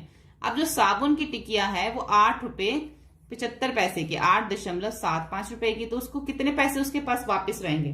तो ये हमें यहाँ पे इसको घटा के अब बताना है कि उसके पास जो है वो कितने पैसे उसको वापस जो है वो मिलेंगे। अब उसके पास पैसे हैं 9 रुपए, 9 रुपए को हम ऐसे लिखेंगे, और जो साबुन की टिकिया है वो 8 रुपए 7 5 की है, ठीक है। माइनस कर लो, 10 में से 5 गए 5, यहाँ पे बचा 9, 9 में से 7 गए 2, और यहाँ क्या बचा 8, 8 में से 8 गए 0, तो 0.25 रुपए जो है उसको वो वापस मिलेंगे, जिसको हम 25 पैसे कहते हैं। रुपए में लिखेंगे तो 0.25 रुपया जो है उसको वो वापस मिलेंगे, ठीक है। अब यहाँ पे जो है उसको ये 60 रुपए देते हैं, कंगन जो है 60 रुपए लो और 1 और आधा दर्जन अंडे खरीद लो। अब हमें जो एक अंडे की जो कीमत दे रखी है 2.5 रुपए दे रखी है, तो 1 और आधा दर्जन अंडे कितने रुपए के आएंगे। तो एक में जो है 1 दर्जन मतलब क्या होता है 12 अंडे, 1 दर्जन में 12 अंडे होते हैं। तो आधा दर्जन में कितने अंडे होंगे, आधा दर्जन 12 का आधा 6 अंडे होंगे। तो कुल मिलाकर अंडे कितने हो गए 18 अंडे। तो हमें बताना ये है कि 18 अंडे कितने रुपए के आएंगे। 1 और आधा दर्जन का मतलब हो जाता है 18 अंडे। एक अंडा 2 रुपए 50 पैसे का है, तो 18 अंडे कितने के होंगे। इन दोनों को हम आपस में क्या कर लेंगे, गुणा कर लेंगे। 18 को 2.50 से हम जो है वो गुणा कर लेंगे। तो यहां पर हम इसको जब हम गुणा करेंगे तो हमें गुणा करके पता चलेगा कि जो अंडे हैं वो 45 रुपए के हैं, ठीक है। आपने क्या करना है, यहाँ पे दशमलव हटा लेना है, 2.5 को इसको 18 से गुणा कर लेना। देखो 0, 8 को 8 पंजे 40 का 4, 8 दूनी 16, 16 और 4 20, फिर यहाँ पे ये 0 5 और ये 2, 0 0 5 2, ठीक है। अब जो यहाँ पे दशमलव कितने के बाद लगा हुआ था 2 के बाद दशमलव, तो यहाँ पे हम 2 के बाद यहाँ पे 4 आएगा, यहाँ पे 2 के बाद हमने क्या लगा देंगे दशमलव। दशमलव से पहले 0 की वैल्यू नहीं होती, तो कितना बचा ये 45। तो अंडे कितने के हो गए 45 रुपए के हो गए। अब जो कंगन है कितने कल में, उसमें से उसने पूछा था कि जितने के तुम अंडे तुम खरीद लोगे और जो तुम्हारे पास पैसे बच जाएंगे उससे तुम कलम खरीद लेना। अब उसने 45 रुपीज के तो उसने अंडे खरीद लिए। उसके पास कितने पैसे थे 60 रुपए उसको दिए थे, जिसमें से 45 रुपए के क्या आ गए अंडे आ गए। तो अब उसके पास कितने पैसे बचे हैं कलम खरीदने के लिए, तो हम 60 में से 45 को माइनस कर देंगे तो पता चल जाएगा कि उसके पास जो है वो 15 रुपए बचे हैं कलम खरीदने के लिए। तो 15 रुपए की वो क्या खरीद सकता है, कलम खरीद सकता है। अब एक कलम की जो कीमत है वो कितनी है, अब यहां पे हमें लिखना है क्या मैं 13 रुपए में 2 कलमें खरीद सकती हूँ, ठीक है। 13 रुपए में, ये हम पहले बाद में बताएंगे। पहले ये 2 कलमों का दाम रुपए में, क्या वह 2 कलमें खरीद सकती है, ठीक है, ये हमने बताना। लेकिन पहले हम इसको सॉल्व कर रहे हैं। अब हमें बताना है कि कंगन कितनी कल में खरीद सकता है, उसके पास कितने पैसे बचे हैं। उसके पास 15 रुपए बचे हैं। अब वो कितनी कल में खरीद सकता है। यहाँ पे जो एक कलम की कीमत दे रखी है वो 6 रुपए 50 पैसे दे रखी है, यानी कि जो एक कलम है वो कितने की है, 6 रुपए 50 पैसे की। तो 15 रुपए में वो कितनी कल में जो है वो खरीद सकता है। तो हम क्या करेंगे, 6 रुपए 50 पैसे को 15 से भाग करके देख लेंगे। तो अगर हम 6 रुपए 50 पैसे को, पहले हम इसको इस तरीके से करेंगे, यहां पे इस तरीके से देखो, ये हो गया हमारा 15 बटा में 6.50, ठीक है। अब यहां से ये दशमलव हटा दो, दशमलव से पहले दो संख्या, तो यहाँ पे 2 0 लगा दो, ये 0 से 0 0 कट जाएगी। अब हम इसको जो है भाग कर सकते हैं, ठीक है। 5 से काट लो अब इसको, 5 एकम 5, 5 तिये 15, फिर ये क्या आ जाएगा, 5 तिये 15 और एक ये 0। अब 13 को 30 से भाग करके देख लेते हैं हम इसको दूसरे तरीके से करते हैं। इस तरीके से करो, देखो हम ऐसे लिखते हैं कि एक कलम की जो कीमत है वो है 6.50, ठीक है, एक कलम की, तो यानी कि एक तो वो खरीद ही सकता है। तो 2 कलम की कीमत कितनी होगी, 6.50 को 2 से गुणा कर लो, तो हमारा कितना आ जाएगा, 13 रुपए, ठीक है। 13 रुपए की 2 कलमें होंगी। तो 3 कलम कितने की होंगी, आप 6.50 को 3 से गुणा कर लो, तो ये हमारा आ जाएगा, अगर हम 6.50 को 3 से गुणा करेंगे तो ये 19.50 आ जाएगा, ठीक है। यानी कि 3 कलमें तो वो खरीद नहीं सकता क्योंकि उसके पास सिर्फ 15 रुपए हैं, तो वो सिर्फ 2 ही कलमें खरीद सकता है जो कि 13 रुपए में आ जाएंगे। तो वो जो है कितनी कलमें खरीदेगा, कंगन कितनी कलमें खरीद सकता है, कंगन जो है सिर्फ 2 कलमें खरीद सकता है। और कंगन के पास कितने पैसे बचे हैं, अब उसके पास कितने पैसे बचे हैं, उसके पास जो है 15 रुपए थे, 15 रुपए में से 13 रुपए की उसने क्या खरीद ली, कलमें खरीद ली। अब उसके पास कितने पैसे बचे हैं, अब उसके पास सिर्फ 2 रुपए जो है वो बचे हैं। तो कंगन ने 2 पेन खरीद सकता है। अब कंगन के पास बचे हैं 15 माइनस 13, सिर्फ 2 रुपए जो है उसके पास बचे हैं। 2 कलमों का दाम है, क्या मैं 13 रुपए में 2 कलमें खरीद सकती हूँ, 13 रुपए में 2 कलमें खरीद सकती है, बिल्कुल खरीद सकती है, क्योंकि हमने यहाँ देखा था ना कि 2 कलमें 13 रुपए की है, एक कलम 6 रुपए 50 पैसे की है, तो 2 कितने की होगी, 6 को 50 को 2 से गुणा तो 13 रुपए के। तो हाँ, यहाँ इसका आंसर आएगा हाँ, मैं जो है 13 रुपए में 2 कलमें खरीद सकती हूँ। 2 कलमों का दाम है 13 रुपए। क्या वह 2 कलमें खरीद सकती है, हाँ वह 2 कलमें खरीद सकती है, क्योंकि एक कलम 6 रुपए 50 पैसे की है, तो 2 कलमों का हमने यहाँ पे निकाला ही था ऊपर, तो हमें पता चल गया कि 2 कलमें 13 रुपए की हैं, तो वो 13 रुपए में 2 कलमें 2 पेन खरीद सकती है। हेलो स्टूडेंट, मैं शाइन लूथरा। आज मैं आपको क्लास 5th की मैथ की हिंदी मीडियम की बुक का पेज नंबर 140 से करवाऊंगी। इससे पहले के सभी पेजेस जो है हमारे चैनल में अपलोडेड है, आप जाके चैनल की प्लेलिस्ट में देख सकते हैं। आज हम करते हैं पेज नंबर 140, अभ्यास का समय और मिलान करो। अब हमें यहाँ पे कुछ प्रैक्टिस टाइम हो गया और हमें यहाँ पे कुछ मैचिंग जो है मिलान करने हैं। हर पीले बॉक्स को एक हरे बॉक्स, ये जो पीला है इसको हरे से मिलाना है और हरे को इस गुलाबी से मिलाना है, ठीक है। तो पहले लिखा हो यहाँ पे 1/2 रुपए। 1/2 रुपए कितने पैसे के बराबर है, हमें वो इसके अंदर मिलान करना है। 1/2 रुपए का मतलब होता है 1 रुपए का आधा। अब 1 रुपए के अंदर जो है 1 रुपए में कितने पैसे होते हैं, 100 पैसे होते हैं। तो जो इसका आधा होगा उसमें कितने होंगे, 1/2 गुणा में 100, तो 2 एकम 2, 2 पंजे 10, 50, यानी कि उसमें 50 पैसे होंगे, तो इसलिए इसका मिलान इसके साथ हो गया। ऐसे 1/2 को अगर हम 100 से करेंगे तो 1/10 का क्या मतलब, वो कितने पैसे के बराबर है, रुपए का जो 1/10 होता है वो कितने पैसे के बराबर, 0 से 0 कट जाएगा, बचेगा 10, तो वो 10 पैसे के बराबर है। 5/100 रुपए, 1 रुपए के अंदर जो 5/100 होता है वो कितने रुपए के बराबर है, इसको भी हम 100 से कर लेंगे। 100 से 100 कट जाएगा तो कितने बचेंगे, 5 रुपए, सॉरी 5 पैसे, तो ये 5 पैसे के बराबर हो गएगा। यानी कि 1 रुपए का 5/100 जो होता है वो 5 पैसे होता है। ऐसे ही 1 रुपए का 3/4 कितना होता है, इसको भी हम 100 से कर लेंगे। 4 एकम 4, 4 दूनी 8 और 4 पंजे 20, 20 को 25 आ गया, 25 को 3 से गुणा करेंगे 75, यानी कि 1 रुपए का जो 3/4 है वो 75 पैसे के बराबर होता है। और 99/100। अब ये कितने के बराबर है, इसको भी 100 से गुणा कर लेंगे, 100 से 100 कट जाएगा, तो 1 रुपए का जो 99/100 होता है वो 99 पैसे के बराबर है। इसको इसके साथ मैच कर देंगे। ऐसे 1/4, अब 1 रुपए का 1/4 कितना होता है, 100। तो इसको भी, ये भी हमारा कितना आ जाएगा, 4 दूनी 8 और 4 पंजे 20, 25। 25 को 1 से गुणा करेंगे 25, तो 1 रुपए का जो 1/4 होता है वो होता है 25 पैसे। अब हमने पीले बॉक्स को हरे से मैच कर दिया, अब हरे को हम गुलाबी से मैच करेंगे। अब ये हमारे पास पैसे में लिखा हुआ आ गया। अब इन्हीं पैसों को हमने रुपयों में लिखना है। तो जब हमें पैसों को रुपये में लिखना होता है तो हम इस तरीके से लिखते हैं। सबसे पहले देखो, हम 5 पैसे लिखते हैं। 5 पैसे को रुपए में कैसे लिखेंगे, 0.05 रुपए। अगर मैं ऊपर 5 लिखती हूँ और नीचे 100 लिखती हूँ, क्योंकि 1 रुपए में 100 पैसे होते हैं, तो ये जो 2 जीरो नीचे हैं, तो ऊपर भी ये 2 जीरो हटाने के लिए हमें ऊपर 2 संख्याओं के बाद जो है दशमलव लगाना पड़ेगा। हमारे पास एक संख्या है, 0 लगा के हम 2 संख्या बना लेंगे और दशमलव लग जाएगा। दशमलव से पहले भी एक 0 हमें लगानी पड़ती है, तो क्या बन गया ये 0.05। ऐसे ही हमें सारे करने हैं। अब 25 पैसे 0.25 के बराबर है, 99 0.99 के। ऐसे जो है सारे इसके 50 0.50, 75 0.75 और 10 0.10 रुपए में आ जाएगा। ठीक है।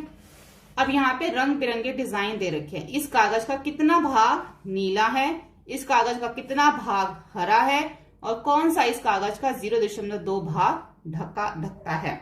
अब इसके अंदर देखो कितनी जो है, इसमें हमें लाइनें दी गई हैं, 1 2 3 4 5 6 7 8 9 10। टोटल जो है इसमें 10 लाइनें हैं। ठीक है, टोटल इसमें 10 हैं। 10 में से जो एक है वो कौन सी है, नीली है। तो नीचे से हम एक 0 हटा देंगे और ऊपर की जो एक संख्या हमारी लिखी उससे पहले हमारा एक, ये नीचे से 0 हट जाएगी और ऊपर हमारा दशमलव लग जाएगा, यानी कि 0.1 भाग जो है वो हमारा नीला है। ऐसे इस कागज का कितना भाग जो है वो हरा है। इसमें कितनी पट्टियां देखो, 1 2 3। अब आप जो ये लिखा ना कितना भाग नीला है कितना भाग हरा है, आप इसको बटा में भी लिख सकते हो कि 10 में से 1 नीला है तो 1/10। ये टोटल 10 है, 10 में से 3 हरा है तो 3/10 जो है वो हरा भाग है। और कौन सा भाग जो है 0.2 भाग ढका हुआ है, 0.2 का होगा 2/10। इसका मतलब ये होगा, यानी कि इसके अंदर ऐसी कौन सी हैं दो जो पीली। अब इसके अंदर देखो 2 पीली है लाइनें, और तो कोई नहीं है। नीली 1 है, हरी 3 है, लाल आधी है और एक पूरी है, काली भी आधी है, सफेद भी एक जगह ऐसी है। तो जो पूरी लाइनें हैं वो पीली हैं। तो पीला वाला जो भाग है वो 0.2 भाग ढका हुआ है, जिसको हम 2/10 भाग भी कह सकते हैं। ठीक है। अरे नीले रंग की पट्टी कागज में 0.1 हिस्सा है। जैसे कि मैंने आपको बताया, नीचे से एक 0 हटा दो और ऊपर एक संख्या के बाद दशमलव लग जाएगा तो 0.1 बन जाएगा। आप चाहे 1/10 बोलो चाहे 0.1 बोलो, एक ही बात है। चाहे इसको 0.2 बोलो या 2/10 बोलो, चाहे आपको 0.3 बोलो या 3/10 बोलो, एक ही बात है इसमें। ठीक है। अब दूसरे कागज को देखो। अब दूसरा कागज कौन सा है, ये नीचे दे रखा है। हर पट्टी 10 बराबर खानों में बांटी गई है। हर एक पट्टी देखो, एक पट्टी में 1 2 3 4 5 6 7 8 9 10, सब में 10 10 10 कर दिए। कुल मिलाकर कितने खाने हो गए, अगर एक में 10 हैं तो टोटल ये 10 थी, 1 2 3 4 5 6 7 8 9 10, तो 10 गुणा 10 कितने हो गए, टोटल 100 खाने हो गए। क्या हर खाना कागज का 1/100 भाग है? बिल्कुल, हर एक खाना, चाहे वो कोई भी खाना ले लो, सारा मिलाकर 100 है। कोई एक खाना लोगे तो 1/100 ही हो जाएगा ना। कोई भी खाना ले लो। कितने नीले खाने, कितने नीले खाने, 1 2 3 4 5 6 7 8 9 10, 10 खाने नीले हैं। तो क्या नीला हिस्सा 10/100 है? अब जो नीला हिस्सा है वो पूरा तो टोटल मिला के 100 है और ये नीले वाले 10 हैं, तो क्या ये 10/100 है? हाँ, ये 10/100 है। हमने देखा कि नीला हिस्सा कागज के 1/10 हिस्से के बराबर है। हमने उसे कागज का 0.1 भाग लिखा। अब इसमें क्या देखा कि हमने ये देखा कि जो नीला वाला जो है हिस्सा वो कागज का 1/10 है। देखो ये 100 ये जो नीला वाला हिस्सा ना, ये 2 तरीके से हम इसको देख सकते हैं। नीले वाले हिस्से को, इसको हम 10/1 भी बोल सकते हैं अगर सिर्फ इसको देख रहे हैं। तो ये 10 है, 10 में से एक हिस्सा। अगर हम इस सारे में से देख रहे हैं तो सारे मिला के 100 है, 100 में से 10वां हिस्सा नीला वाला है, तो ये 10/100 भी हो सकता है और इसको 1/10 भी बोल सकते हैं। ठीक है। हमने उसे कागज का 0.1 भाग लिखा है। अगर इसको हम 1/10 मानते हैं तो इसको हम 0.1 भी लिख सकते हैं। नीचे से एक 0 हटाएंगे, ऊपर एक संख्या के बाद दशमलव लग जाएगा तो 0.1 ही बन जाएगा ना। तो यहाँ पे यही लिखा हुआ है। तो क्या जो नीला हिस्सा, अब जो इसका है ना, हमने इसे कागज के 0.1 भाग लिखा है। 1/10 का मतलब हो गया 0.1। अब देखो 10/100 का क्या मतलब हुआ, 0 से 0 कट गई। अब नीचे ये 1/10 ही बन गया ये भी। अब अगर ये भी 1/10 बन गया तो इसका मतलब ये भी 0.1 ही है। ठीक है, 1/10 को अगर हम कहते हैं तो नीचे से 0 हट जाती है तो ऊपर एक संख्या के बाद दशमलव लग जाता है तो 0.1 बन जाता है। जब हमारे पास 10/100 है तब भी हमने यही किया, 0 से 0 कट गई, अभी फिर 1/10 बन गया तो इसका मतलब ये 0.1 है। तो ये सब क्या है, आपस में ये सब बराबर हैं, चाहे वो 10/100 हो, चाहे वो 1/10 हो, चाहे वो 0.1 हो, तीनों की बात एक ही है, तीनों सेम है। ऐसे यहाँ पे हमने लिखा है, क्या हम कह सकते हैं 10/100, 1/10 और 0.10 और 0.1 क्या ये सब बराबर हैं? अब हमें ये बताना है। यहां तक तो हमें समझ आया था। देखो अब जो 10/100 है वो 1/10 के बराबर है। पहले इन दोनों को देखो, क्योंकि 0 से 0 कट जाएगी तो 1/10 बन गया ये। ठीक है, ये इसके बराबर, ये हमें समझ आ गया। अब जो 10/100 है, 10/100 0.10 के बराबर है, 10/100। अब नीचे से अगर हम ऐसे करें, नीचे से 2 0 हटाकर ऊपर दो संख्या के बाद अगर दशमलव लगा के 0 लगा दें तो ये 0.10 बन जाएगा। और जो 1/10 है वो हमारा 0.1 के बराबर है। नीचे से 1 0 हटा के ऊपर एक संख्या के बाद दशमलव लग जाएगा। अगर हम 1 0 से 1 0 काटें तब भी वो हमारा 0.1 बन जाएगा। तो ये क्या है, सब आपस में बराबर है। सोचो हम 10 पैसे को रुपए 0.1 लिख सकते हैं। किसको? 10 पैसे को। 10 पैसे को लिख सकते हैं, क्या लिख सकते हैं? 0.1। तो यहाँ पे 10 पैसे का मतलब है, तो यहाँ पे भी यही है। 10 पैसे का क्या मतलब होता है? 10 पैसे का मतलब है 0.10। ये हो गया 10 पैसे हमारा। अब जो दशमलव से पहले 0 होती है ना, उसकी कोई भी वैल्यू नहीं होती। अगर मैं ये 0 हटा भी दूं तब भी ये 0.10 पैसे हमारा है, क्योंकि 0 से पहले जो दशमलव है उसकी वैल्यू नहीं होती। इसलिए हम 10 पैसे को 0.1 भी लिख सकते हैं। तो इसका आंसर हाँ है। कितने खाने लाल हैं, यह कागज का कौन सा भाग है? अब हमें बताना है कितने खाने लाल हैं। ये तो 10 हो गए और ये 5, तो कितने खाने लाल हो गए? 15 खाने। तो ये जो पूरा का पूरा कागज है, ये 15 खाने जो लाल है, ये पूरे कागज का कौन सा हिस्सा है?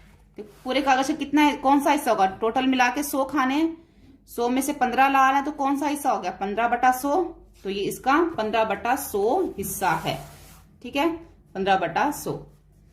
क्या हम इसे कागज 0.15 भाग लिख सकते हैं? अब इसी को हम 0.15 लिख सकते हैं, बिल्कुल लिख सकते हैं। जैसे 2 0 हटा के ऊपर दशमलव लग जाएगा। तो इसका आंसर हाँ है।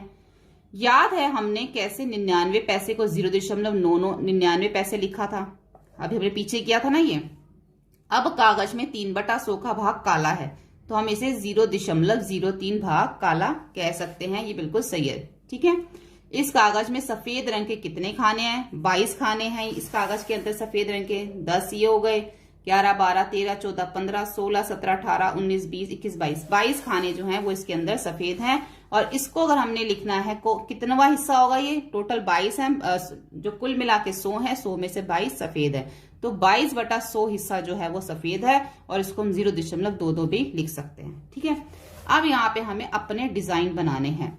इस वर्ग में 0.45 भाग के लाल को, इसके अंदर तो सिर्फ लाल रंग करना है। ठीक है, कितना करना है? पर 0.45 भाग। 0.45 भाग का मतलब क्या हो गया? कितने खाने? 1 2 3 4 5 6 7 8 9 10 इधर से हो गए।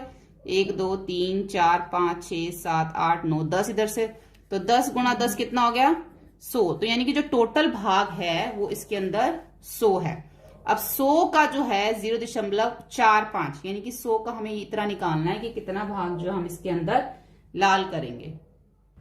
0.45 का मतलब है कि हमें 45 इसके अंदर से कोई भी डिजाइन आप बना सकते हो। 45 बॉक्स हैं जो हमें इसके अंदर लाल रंग करना है। ऐसे ही इसके अंदर 4 रंगों का उपयोग करना है। इसके अंदर हर रंग में इस वर्ग का 0.05 भाग ढकना है। यानी कि 5 इधर से, 5 इधर से, 5 इधर से और 5 इधर से, और चारों में जो है अलग अलग रंग करना है। ठीक है, अब देखो यहाँ पे खेल दिवस दे रखा है। मल्लमपुरम के स्कूल का खेल दिवस हुआ था। लंबी कूद से पहले 5 बच्चे, यहाँ पे 5 बच्चों के नाम दे रखे हैं जिन्होंने इतनी इतनी ऊंची जो है जो खेल में इन्होंने कूदे थे। जैसे टीना 0.50 मीटर कूदी थी, मीना इतना, रहना, अनु, ये सब हो गए। अब टीना ने 3.50 मीटर की कूद लगाई, और जो कि 3 मीटर और 50 सेंटीमीटर है। 3.50 का मतलब होता है 3 मीटर और 50 सेंटीमीटर, क्योंकि इकट्ठा लिखा हुआ है। अब अनु ने कितनी लंबी कूद लगाई? अनु ने कितनी लगाई? 3 मीटर और यहाँ पे 0.5 मीटर। तो यहाँ 50 नहीं है, ये 5, ये आ जाएगा 5। इसका मतलब 5 है, 5 सेंटीमीटर, क्योंकि 50 कैसे बनता है? 5 0 से। ठीक है, तो ये हमारा हो गया 0.5 है ये, तो ये हो गया 3 मीटर 5 सेंटीमीटर। और लंबी कूद में कौन जीता? सबसे लंबी किसकी है? देखो 4.50 मीटर वाली। ठीक है, ये सबसे लंबी है, तो रहना की जो है सबसे लंबी। इन सब में देखोगे ना, ये देखो 0.5 मीटर है, और ये सॉरी ये 4.5 है, और ये 4.50 है, तो रहना की जो है वो सबसे लंबी कूद है। उसके बाद यहां आ जाता है पहले, दूसरे और तीसरे स्थान पर आने वाले नाम जो है स्टैंड पर लिखने हैं। अब पहले नाम पर जो है, क्या तुम्हें याद है कि 1 मीटर में 100 सेंटीमीटर होते हैं, और तो 1 सेंटीमीटर में 1 सेंटीमीटर 1/100 का भाग है, और हम सेंटीमीटर को 0.01 मीटर भी लिख सकते हैं। अब 1 मीटर में 100 सेंटीमीटर होते हैं, और 100 सेंटीमीटर में 1/100 मीटर होते हैं। ऐसे देख लो, हम यहां से पहले 1 मीटर का 100 सेंटीमीटर कर लो। 100 सेंटीमीटर में मीटर कितने होते हैं? 1/100 भाग कह लो, या 1/100 मीटर कह लो। तो इस 1/100 को हम 0.01 लिख सकते हैं, जिससे 2 0 हटाकर, ऊपर 2 संख्या के बाद दशमलव लगाकर। अब बताना है कि पहले स्थान पे रहना थी, यहां पर हमने ये लिखना है। दूसरे स्थान पे मीना थी, पीछे से देख के लिखना हमने जितनी भी इसकी हुआ। तीसरे स्थान पे आई टीना। ठीक है, अब मीटर में लिखें 3 मीटर 45 सेंटीमीटर को 3.45 मीटर लिखेंगे। 99 को 0.99, और 1 मीटर और 5 सेंटीमीटर को हम लिखेंगे 1.05। ठीक है, 1.05। आपने 1.50 नहीं करना, इसका मतलब 50 हो जाएगा, ऐसे लिखना है। तो 1.05, अगर हमें दोनों को मीटर में लिखना है तो हम दोनों को मिला के दशमलव लगा के ऐसे लिख सकते हैं इसके अंदर। ठीक है, अब यहां देखो तुम कितने बड़े हो सकते हो। देखो सांस छोड़ने के बाद, जब सांस छोड़ी तो 1.52 मीटर उसकी जो चेस्ट आई। जब सांस उसने लंबी सांस ली तो उसकी जो चेस्ट है वो 1.82 मीटर आई। ठीक है, तो दोनों में कितना अंतर होगा? दोनों को माइनस करके देख लो। जो सांस छोड़ने के बाद और सांस लेने के बाद जो अंतर आया वो 0.30 मीटर का अंतर आया। ठीक है, अपने लिए करो और अंतर पता करो। अब यहाँ पे लिखा हुआ है 2 मीटर की लंबाई तक पहुंचने के लिए 45 सेंटीमीटर और बढ़ना होगा। अब यहाँ पे इसको नाप रही है, वो ये कह रही है कि अगर तुम्हें 2 मीटर की लंबाई तक पहुंचना है ना, तो अभी तुम्हें 45 सेंटीमीटर और बढ़ना है। तो अभी उसकी कितनी हाइट है, अभी उसकी कितनी लंबाई है वो पता करना है। ठीक है, अभी जो उसकी लंबाई पता करने के लिए हम क्या करेंगे? 2 मीटर में से 2 मीटर को हम इस तरीके से लिखेंगे, 2 दशमलव लगा के 2 मीटर में से 0 इस तरीके से। देखो ये हमारा आगे वाला मीटर होता है, और ये जो ये सेंटीमीटर, क्योंकि ये सेंटीमीटर में दे रखी है तो हमें पूरा ही लिखना पड़ेगा ना, 2 मीटर 0 सेंटीमीटर। तो ये यहाँ पे मीटर की जगह कुछ नहीं है, सेंटीमीटर की जगह 45 है, तो हमने सेंटीमीटर के नीचे सेंटीमीटर, मीटर के नीचे मीटर लिख दिया। अब जब हम इसमें माइनस करेंगे तो हमारा आएगा 1.55 सेंटीमीटर जो है अभी उसकी इतनी लंबाई है, और उसको 2 मीटर पहुंचने के लिए 45 सेंटीमीटर और लंबाई चाहिए। ठीक है, आज का समय, अलग अलग देशों के पैसे। अब यहाँ पे हमें अलग अलग देशों के पैसे बता रखे हैं। क्या तुमने दूसरे देशों में इस्तेमाल होने वाले नोट या सिक्के देखे हैं? अगर आपने देखे हैं तो हाँ, नहीं तो नहीं लिख सकते हैं। शिवम बैंक ने एक तालिका यह बताने के लिए दी है कि हमें कितने रुपए मिल सकते हैं अगर हम अपना पैसा अलग अलग देशों के पैसों से बदले तो। जैसे कि कोरिया में जो वॉन चलता है, अगर उसी एक वॉन को अगर हम भारत में आके बदलवाएं तो वो सिर्फ 4 पैसे के बराबर यहाँ पे रह जाता है। श्रीलंका में रुपया चलता है, चलता रुपया हमारे यहाँ पे भी है, लेकिन जो वहां का रुपया है उसकी जो वैल्यू है इंडिया के अंदर हमारे भारत देश में सिर्फ 37 पैसे है। ऐसे नेपाल में भी रुपया चलता है, उसकी वैल्यू इंडिया के अंदर 63 है। हांगकांग में जो चलता है उसकी वैल्यू इंडिया के अंदर इतनी है। ऐसे ये सारे जो एक एक दे रखे हैं, जैसे कि $1, 1 युआन, एक दिरहम, और यहाँ पे सारी इसकी इंडिया की वैल्यू है। अब हमने इसी को देख के सभी प्रश्नों के उत्तर यहाँ पर हमें देने हैं। ये कीमत जो है 2008 की है। अब जो है इनमें बदलाव आ चुके हैं, चेंजेस आ चुके हैं। अब ये कीमत इनकी नहीं है, ये 2008 की तालिका है। किस देश में पैसों की भारतीय रुपयों में सबसे ज्यादा कीमत है? कौन सा देश है कि वहां का जो पैसा है वो भारत आके सबसे महंगा होता है? तो जो यहाँ पर लिखा हुआ है इंग्लैंड का जो 1 पाउंड है, 1 पाउंड, इंग्लैंड का 1 पाउंड इंडिया के अंदर आके वो 77 रुपए का हो जाता है। ये 2008 की बात है, अब तो इससे भी ज्यादा होगा। तो ये जो 1 पाउंड है वो 77 रुपए के बराबर था 2008 में। तो इंग्लैंड का जो पैसा है वो हमारे भारत में आके सबसे ज्यादा उसकी जो है वो कीमत है इंग्लैंड के। मिथुन के अमेरिका में रहने वाले अंकल ने उसे उपहार में $10 भेजे हैं। मिथुन ने स्कूल की यात्रा के लिए 350 रुपए का उपयोग किया। मिथुन के पास कितने पैसे बच गए? देखो कितने यूएसए डॉलर हैं? 10। यहाँ पे कितने यूएसए डॉलर की कीमत दे रखी है? यहाँ पे जो है 1 यूएसए डॉलर की कीमत दे रखी है। 1 यूएसए डॉलर की कीमत 39.70 है। तो 10 यूएसए डॉलर की कीमत कितनी होगी, ये अब हमें निकालना होगा। इसके लिए हमें क्या करना पड़ेगा? हमें 10 को गुणा करना पड़ेगा 39.70 से। जो 1 यूएसए डॉलर की कीमत है उसको 10 से करेंगे। 10 को पहले इससे करेंगे, 10 गुणा 39, फिर जमा 10 गुणा 70। इस तरीके से करेंगे ना तो हमारा आसानी से हो जाएगा, कोई कंफ्यूजन नहीं होगी, कोई मल्टीप्लीकेशन में कोई गलती नहीं होगी। 10 को 39 से करेंगे तो 390, जमा 10 को 70 से करेंगे तो 700। अब ये ध्यान रखना कि ये जो है 39, जो 39 है ये रुपया है, और जो 70 है वो पैसा है। ठीक है, तो ये हमारा क्या है? 390 रुपए, और 700 क्या है? पैसे। तो 700 पैसे को भी हमें रुपए में बदलना पड़ेगा, क्योंकि ये तो पहले से ही रुपए, इसको तो बदलने की जरूरत नहीं है, इसको बदलना पड़ेगा। तो 700 पैसे किसके बराबर होते हैं? 700 पैसे का मतलब होता है 7 रुपए, क्योंकि 100 पैसे 1 रुपए के बराबर होते हैं, 200 पैसे 2 रुपए के बराबर होंगे, तो 700 पैसे 7 रुपए के बराबर होंगे। तो ये हो गए 390 जमा में 7। ठीक है, नहीं तो आप यहां पे लिख देना 700 पैसे, आप ऐसे लिख देना ब्रैकेट में 100 पैसे बराबर 1 रुपया। ठीक है, तो 700 पैसे बराबर 7 रुपया, ऐसे लिख देना ब्रैकेट में। तो अब इन दोनों को प्लस करेंगे तो 3, 9, 7 बन जाएगा प्लस करने के बाद। यानी कि जो मिथुन के पास है वो 397 रुपीज उसके पास हैं। उसमें से उसने 350 रुपए की क्या खरीद ली? नहीं, उसने 350 रुपए यात्रा के लिए दे दिए।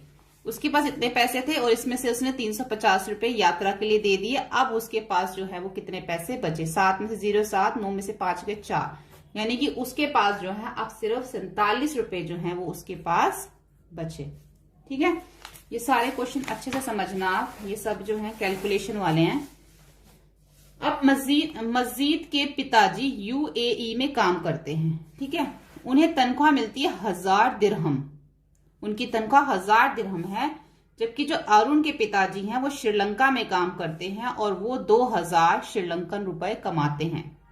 तो तनख्वाह में किसको ज्यादा भारतीय रुपए मिलते हैं? तो हमें क्या करना होगा? जो 1000 दिरहम है और जो 2000 श्रीलंकन रुपए हैं, पहले हमें इन दोनों को भारतीय रुपयों में बदलना होगा। तो 1000 पहले हम देखेंगे 1 दिरहम में भारत में कितने पैसे वो बदल जाते हैं। दिरहम कहां दे रखा है? ये देखो, 1 दिरहम 10 रुपए 80 पैसे के बराबर है। तो 1000 दिरहम कितने के बराबर होंगे ये हमें देखना है। तो 1 दिरहम किसके बराबर है? 1 दिरहम बराबर है 10 रुपए 80 पैसे के। तो 1000 दिरहम को हमें गुणा करना पड़ेगा 10.80 से। तो 1000 को पहले 10 से, फिर 1000 को 80 से। 1000 गुणा में 10 जमा 1000 गुणा में 80। याद रखना ये रुपया है, ये पैसे हैं। इसको इससे करेंगे तो 10,000 बन जाएगा, एक जीरो और बढ़ गई। अब 1000 को 80 से करेंगे तो 80,000 बन जाएगा। ठीक है, अब ये तो हमारा पहले से रुपए में, ये जो है हमारा पैसे में है। 80,000 को अब हमें पैसे में बदलना है। ये सही लिखा ना मैंने, दिरहम का 80, हाँ ठीक है ये।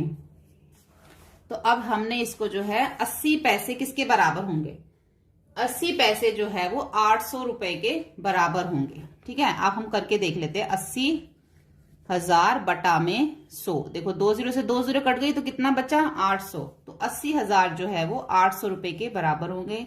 ये 10,000 हो गए, जमा हो गया 800, तो कितना हो जाएगा, 10,800 रुपए हो गए।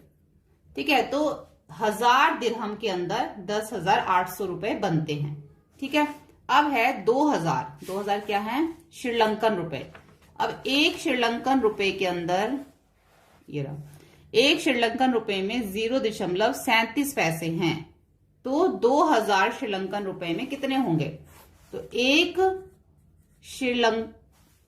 श्रीलंका रुपए जो है, रुपया 0.37 पैसे के बराबर, जिसको हम इस तरीके से 0.37 रुपए लिखते हैं, 37 रुपए। तो 2000 श्रीलंकन रुपए किसके बराबर होंगे, 2000 को हमें गुणा करना पड़ेगा इससे। 2000 को 0 से गुणा करोगे तो 0 ही आएगा, 0 को तो किसी से भी गुणा कर लो 0 ही आता है। ठीक है, 2000 को 0 से अगर हम गुणा करते हैं तो ये 2000 को हम, वैसे इसको करके देखने की जरूरत नहीं है क्योंकि हमें पता ही है कि 2000 को अगर हम 0 से गुणा करेंगे तो 0 ही आएगा, तो इसलिए हम 2000 को 37 से गुणा कर लेते हैं। ठीक है, अब ये हमारा पैसे है, क्योंकि रुपए की जगह पे हमारा क्या लिखा हुआ है, 0 लिखा हुआ है, यानी कि रुपए की जगह पे हमारे पास कुछ नहीं है, ये हमारा पैसे है, 37 पैसे। तो 2000 को जब हमने 37 से गुणा करेंगे तो हमारा कितना आएगा, इसको हम इसको करके देख लेते हैं। 2000 को 37 से गुणा करेंगे तो हमारा 74,000 आ जाएगा। ठीक है, अब ये 74,000 जो है ना पैसे है, अब इस पैसे को हमने रुपए में बदलना है, तो 74,000 बटा में 100, 2 जीरो से 2 जीरो कट जाएंगे तो कितना बचेगा, 740 रुपए बन जाएंगे ये। ठीक है, यानी कि अरुण के जो पिता की तनख्वाह है जो कि 2000 श्रीलंकन रुपए थे वो है 740, और मस्जिद के पिता की जो तनख्वाह है जो कि 1000 दिरहम थे वो है इंडिया के अकॉर्डिंग 10,800। तो किसकी तनख्वाह ज्यादा हो गई, मस्जिद के पिता की, क्योंकि ये 10,800 है। तो हम ये लिख देंगे, तनख्वाह में मस्जिद के पिता को अरुण के पिता से ज्यादा भारतीय रुपए मिलते हैं। क्या लिखेंगे, इसलिए तनख्वाह में मस्जिद के पिता को अरुण के पिता से ज्यादा भारतीय रुपए मिलते हैं। नीचे हमें एक लाइन लिखनी पड़ेगी ये। उसके बाद आ जाता है, लीना की आंटी उसके लिए चीन से तोहफा लाई, उसकी कीमत है 30 युआन। पता करो यह भारतीय रुपए में कितने हैं, कि 30 युआन हमें बताने हैं कि कितने हैं। अब यहाँ पे एक युआन की क्या कीमत दे रखी है हमें, कहाँ है युआन,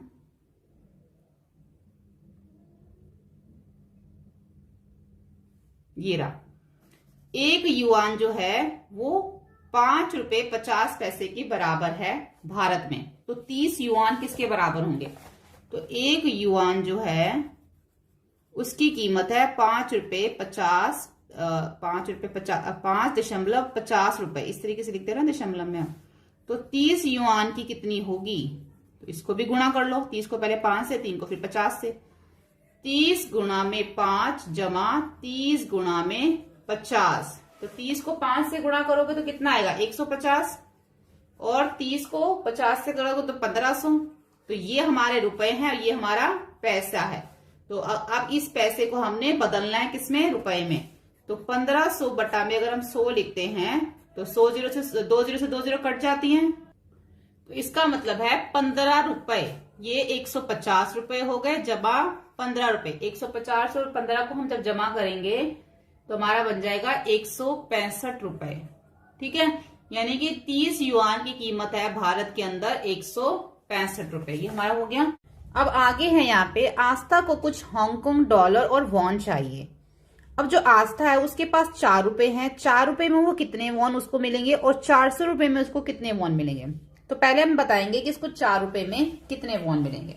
तो पहले हम लिखेंगे, एक वॉन की कीमत कितनी है, हमें जो पीछे दे रखा है तालिका में 0.04 रुपए में 1 वॉन आता है, 1 वॉन आता है, ठीक है। 0.04 रुपए में 1 वॉन आता है। तो रुपए 1 रुपए में कितना आएगा? ये तो 0.04 है ना, तो 1 रुपए में कितने वॉन आएंगे? तो हम यहां लिखेंगे 1 रुपए में वॉन आएंगे 1/0.04 1 रुपए में आएंगे, ठीक है। इसको आपको इसी तरीके से करना पड़ेगा। तो 4 रुपए में कितने आएंगे? तो 4 रुपए में 1.004 गुणा में यहां पर आ जाएगा हमारा 4, ठीक है। अब नीचे हमारे पास एक यहाँ पे 2 संख्याओं के बाद दशमलव है, हमें नीचे से दशमलव हटाना है। ये दशमलव नीचे से हटेगा तो ऊपर 2 0 आ जाएंगे, क्योंकि 2 संख्याएं हैं नीचे। तो अभी नीचे क्या बच गया? सिर्फ 4 बच गया नीचे। तो ये 4 से 4 कट गया, बचा हमारे पास 100। तो यानी कि 4 रुपए में हमारे कितने वॉन आ जाएंगे? 4 रुपए में हमारे 100 वॉन आएंगे। इस तरीके से हमें इसको निकालना पड़ेगा। अब सेम इसी तरीके से हमें करना है कि 400 रुपए में कितने वॉन आएंगे। इसी तरीके से लिखेंगे 0.04 में हमारा 1 वॉन आता है। 1 रुपए के अंदर हमारा 1/0.04 आता है। और 400 रुपए में, पहले हमें 4 रुपए का निकालना था तो हमने 4 लिखा, अब हमें 400 रुपए में बताना है। तो 1/0.04 यहां पर आ जाएगा हमारा 400, ठीक है। नीचे से क्या हो गया? 2 0 से यहाँ पे 2 संख्याओं के बाद दशमलव ये हट जाएगा, ऊपर 2 0 लग जाएंगी। अब क्या बच गया? 100/4 और गुणा में 400। अब 4 एकम 4, यहाँ पे भी 4 एकम 4, 2 0 के साथ 2 0। 100 को 100 से गुणा करेंगे तो 10,000, यानी कि 400 रुपए में हमारे 10,000 वॉन जो है वो आएंगे, ठीक है। ये चीज क्लियर हो गई। अब आगे ये था कि उसके पास 508 रुपए हैं, वे कितने हांगकांग डॉलर में बदल सकती है, ठीक है। पहले यहाँ पे क्या था? 4 रुपए में वो कितने वॉन खरीद सकती है। अब आप इसको इस तरीके से ले लो कि 508 रुपए को वो कितने हांगकांग डॉलर में बदल सकती है। यहाँ पे हम ये लिखेंगे 1 हांगकांग डॉलर जो है वो है 500। 1 हांगकांग डॉलर जो है यहाँ लिख देते हैं वो 505.10 रुपए का है। तो 99 हांगकांग डॉलर कितने के होंगे? 5.10 को 99 से गुणा कर देंगे, ठीक है। यहाँ पे हम 100 नहीं लिख रहे, ये नहीं लिख रहे कि 1 डॉलर इतने का तो 100 डॉलर 510 के कितने, क्योंकि वो इससे फिर जो इसका ये 508 है ना, इससे ऊपर चला जाएगा। इसके पास सिर्फ 508 रुपए हैं। अगर हम यहाँ लिखते हैं कि 100 डॉलर कितने के होंगे, तो अगर हम 5.10 को 100 से गुणा करते हैं तो वो 508 से ऊपर चला जाएगा, और इतने पैसे तो उसके पास है ही नहीं, तो ये क्वेश्चन हमारा गलत हो जाएगा। इसलिए हमें इसको 99 डॉलर से गुणा करना पड़ेगा। अगर हम इसको 99 डॉलर से गुणा करते हैं तो हमारा आएगा 504.90। अगर हम इन दोनों को गुणा करते हैं तो हमारा आएगा 504.90, यानी कि 1 डॉलर जो 5.10 रुपए का है, तो 99 डॉलर 5.10 को 99 से गुणा करेंगे तो 99 डॉलर की जो कीमत हो गई 504.90 रुपए हो गई, ठीक है। अब उसके पास जो है 508 रुपए हैं, तो वो क्या कर सकती है? वो 99 डॉलर जो है 504 रुपए में वो 99 डॉलर खरीद सकती है, या फिर 504 रुपए को वो 99 डॉलर में बदल सकती है। डॉलर खरीदेगी, 99 डॉलर खरीद लेगी। उसके पास कितने पैसे बचेंगे? तो 508 में से हमें माइनस करना होगा 504.90, तो उसके पास बचेंगे 3.10 रुपए। इतने पैसे उसके पास बदल जाएंगे, यानी कि वो 99 डॉलर खरीद सकती है 508 रुपए के अंदर। फिर भी उसके पास 3 रुपए बच जाएंगे। अब जो है किरण जो है 200 रुपए लेकर खरीदारी करने गई। बिल को देखो, दुकानदार सही जगह बिंदु लगाना भूल गया। बिंदु को सही जगह लगाओ और बिल के कुल पैसों का पता लगाओ।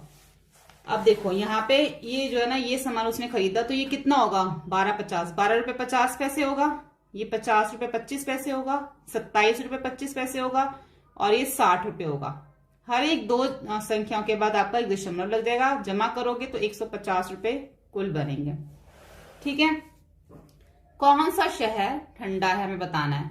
मैं हिमाचल प्रदेश में रहता हूँ। सर्दियों में वहां का तापमान 2 डिग्री सेल्सियस हो जाता है। कभी कभी पानी के पाइपों में बर्फ जम जाती है।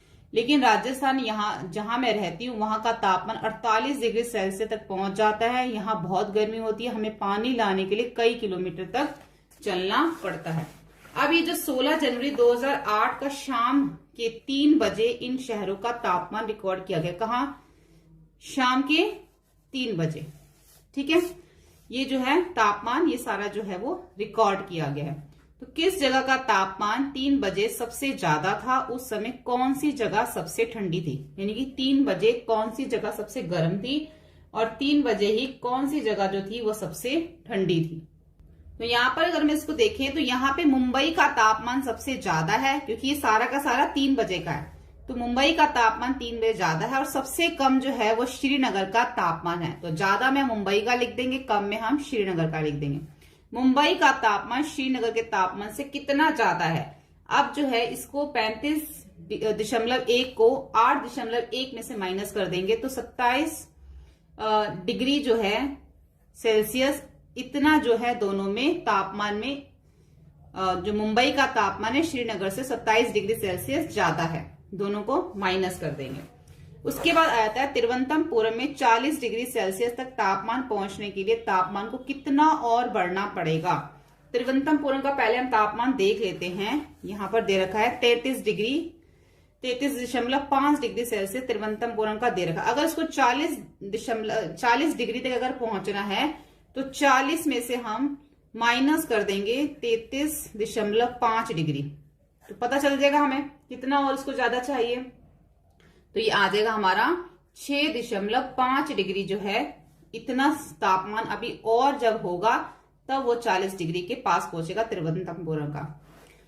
चेन्नई से कोलकाता का तापमान कितना कम है? अब चेन्नई से कोलकाता का तापमान कितना कम है हमें बताना है यहाँ पे। तो चेन्नई का ये है हमारा और कोलकाता का ये है, तो इन दोनों को भी हम माइनस कर लेंगे, चेन्नई और कोलकाता को। तो पता चल जाएगा कि 3.3 डिग्री जो है वो चेन्नई का तापमान कम है, कोलकाता का तापमान कम है चेन्नई से। कोलकाता का तापमान और चेन्नई के तापमान को दोनों को हमने माइनस कर लेना है, तो हमें पता चल जाएगा 3.3 डिग्री सेल्सियस जो है वो कोलकाता का तापमान कम है चेन्नई से। उसी दिन सुबह 3 बजे की इन्हीं शहरों का तापमान रिकॉर्ड किया गया था। तालिका देख के प्रश्नों का उत्तर दो। ठीक है, अब ये जो था ये शाम के 3 बजे का था। अब ये जो है सुबह के 3 बजे का तापमान है। अब हमें इनके इसको देख के उत्तर देना है। सुबह के 3 बजे किस शहर का तापमान सबसे कम था? कल्पना करो कि तुम वहां हो और यह बताओ कि उस तापमान में तुम कैसा महसूस करोगे। तो ये सुबह का है। सुबह सबसे कम तापमान कौन से शहर का आपको दिख रहा है यहाँ पे, हमें वो देखना है। तो सुबह के समय जो सबसे कम तापमान है वो श्रीनगर का है। और अगर हम वहां पर होते हैं तो वहां बहुत ठंड होती है और नलों में पानी जम जाता है। हम क्या करेंगे, वहां पर मोटे मोटे कपड़े पहनेंगे और आग भी जलाएंगे। इसके साथ आपको ये भी लिख रहा है। चेन्नई में शाम के 3 बजे और सुबह के 3 बजे के तापमान में क्या अंतर है? भोपाल में, चेन्नई और भोपाल का हमें बताना है सुबह के 3 बजे और शाम के 3 बजे। तो पहले चेन्नई का सुबह का 3 बजे का क्या है? सुबह का 3 बजे का जो तापमान है चेन्नई का वो इतना है और शाम को कितना हो गया वो 29.9। तो यानी कि ये सुबह का तापमान है चेन्नई का और ये शाम का तापमान है। जब दोनों को हम माइनस करेंगे तो इसके अंदर 8.8 डिग्री सेल्सियस का फर्क आएगा हमारा चेन्नई का। ठीक है, दूसरा उन्होंने भोपाल का बोला है, तो भोपाल का सुबह का देख लो 9.8 है और शाम को देख लो 25.9 डिग्री सेल्सियस। जब हम इन दोनों को माइनस करेंगे तो जो भोपाल के तापमान में फर्क आएगा वो आएगा 16.1 डिग्री सेल्सियस। ठीक है, ये इसमें फर्क आएगा। तो यहां पर हमारा जो है ये चैप्टर, हमारा पार्ट जो है कंप्लीट हो जाता है। होपफुली आपको सभी वीडियोस हेल्पफुल लगी हो। वीडियोस हेल्पफुल लगे तो प्लीज लाइक शेयर सब्सक्राइब करें।